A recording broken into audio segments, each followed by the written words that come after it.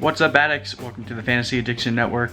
We are in the process of working on a lot of stuff over at fantasyaddictionnetwork.com. Excited to reveal that for you guys. We'll be doing a lot of stuff over the upcoming NFL draft here pretty shortly, so keep an eye out for that. But in the meanwhile, hit that like and subscribe button before we get started here. Today, I want to just go over some of the latest updates in free agency and just give a quick analysis over where that's going to go for our deeper analysis as the offseason goes on. So obviously some of the bigger news of the day is coming out of Carolina. So earlier this morning it was announced that Cam Newton is just being straight up released. No longer are they looking for a trade. They cut him. So now he's free to sign with any team. Apparently he has passed a physical. I don't know how detailed that physical actually is, but in terms of recovering from the injury, he's trying to do everything he can to prove that he has completely recovered from the injury that kept him out of the season last year, and that he's ready to go. So I would imagine that now that teams don't have to spend anything for him other than whatever contract he's going to require, I would imagine that there will be someone that signs him here within the next day or so. I'm actually surprised we haven't even heard anything at this point. It might even still come today, but now that there isn't really a price that needs to be paid for it, I would imagine that someone will go after him. The question remains, though, whether he will actually be targeted to be a starter or a backup. So, and same thing goes for Jameis Winston. These two guys are still looming around. We have teams that are in need of a quarterback.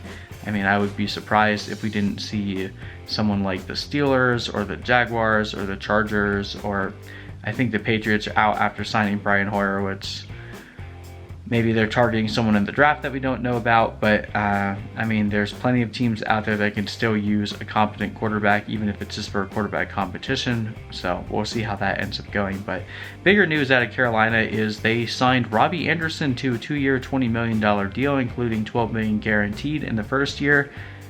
I don't understand this move at all. Robby Anderson is a deep field stretcher, and that is exactly what they already had in Curtis Samuel. So now they have two of these guys to pair with Teddy Bridgewater, who is one of the least likely quarterbacks to throw the ball deep. Now that's not to say that he can't do it.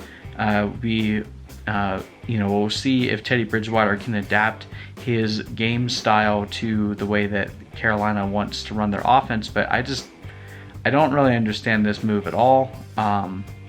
This definitely hurts Curtis Samuel's draft stock even further, which I think it was already depressed based on going after a guy like Teddy Bridgewater rather than someone that could actually push the issue. But now we have two deep downfield targets with a quarterback that doesn't like to throw the ball deep. So overall, I think this is bad news for both Robby Anderson and Curtis Samuel in Dynasty. It's definitely a stay away for me for 2020. Pretty much the only guys on that offense that I'm targeting for redraft leagues would be, of course, Christian McCaffrey, DJ Moore, and Ian Thomas. So staying away from both Robby Anderson and Curtis Samuel at the moment, and Teddy Bridgewater is going to have to do a lot to impress me. But one last piece of news for the Carolina Panthers, and this came out yesterday, was that Phillip Walker, the quarterback for the Houston Roughnecks from the XFL, actually signed a deal with them. I've yet to be able to get any details on what kind of a deal that was. So he joins their quarterback ranks, and then that same day they traded Kyle Allen to the Redskins for a 5th-round pick. So it looks like PJ Walker would definitely have every opportunity to end up being the main backup behind Teddy Bridgewater. And I mean, Teddy Bridgewater has a pretty gruesome injury on his resume with his knee that could definitely hinder him going into this season. If that ends up becoming a problem again, it would be very interesting to see if Phillip Walker actually has a shot at playing in the regular season come some point this year. Obviously, they paid Teddy Bridgewater a lot of money, so take a lot of poor play or a pretty severe resurgence of that knee injury, or a separate issue for them to want to take him off the field. But I mean, it wouldn't surprise me if it happened at some point this year.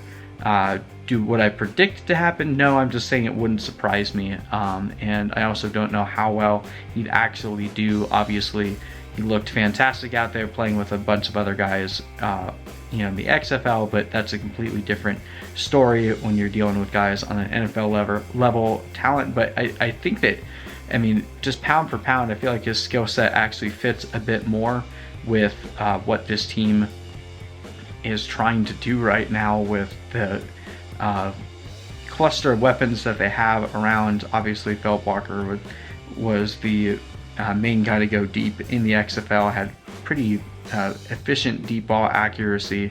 So again, hard to compare. You're comparing apples to oranges here, but wouldn't be surprised to see if at some point we saw Walker take a snap on the NFL field in the regular season. That would be pretty interesting to see.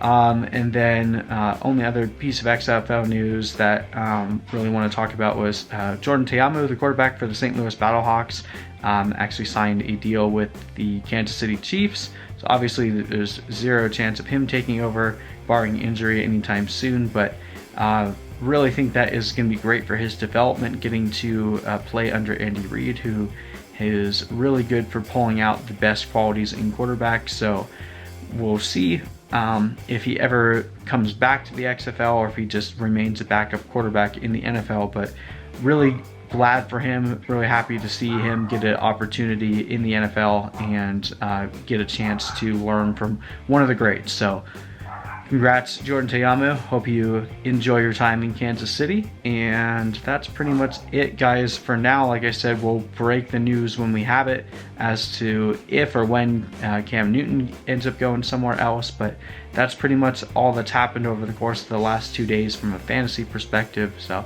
we'll keep you up to date with everything else that's happening.